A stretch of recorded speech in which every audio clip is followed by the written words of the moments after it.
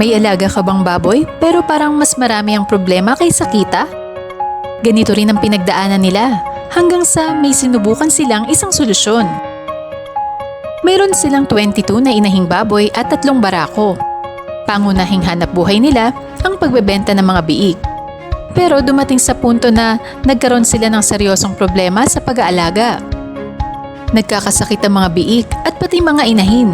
Matamlay kumain, may nagtatae, at mas masakit, may namamatay. Isang araw, nakapunta sila sa isang exhibit.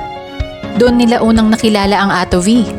Nag-uwi sila na ilang kilo pero sa totoo lang, hindi pa nila agad ginamit.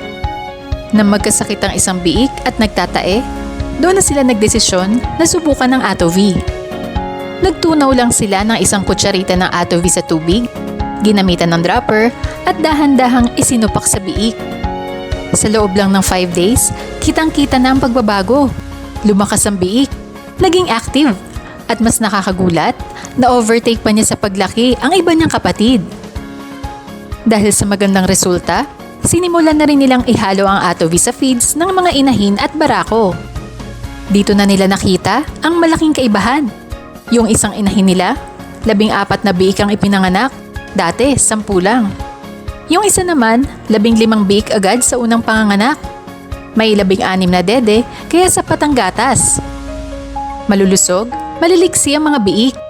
Walang mortality. Kahit yung biik na nadaganan, nakabawi agad.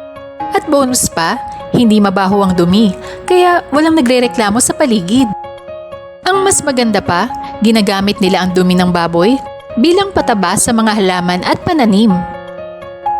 Hindi lahat ng solusyon pare-pareho ang epekto. Pero kapag nakita mo mismo ang resulta, mas malusog na biik, mas maayos na panganganak, at walang mortality, doon mo masasabi na sulit subukan. Kung gusto mong iangat ang kalidad ng pag-aalaga mo, andyan ang Atovi bilang katuwang mo. Subok na sa biik, inahin at barako? Atovi, katuwang sa mas maayos at mas produktibong babuyan.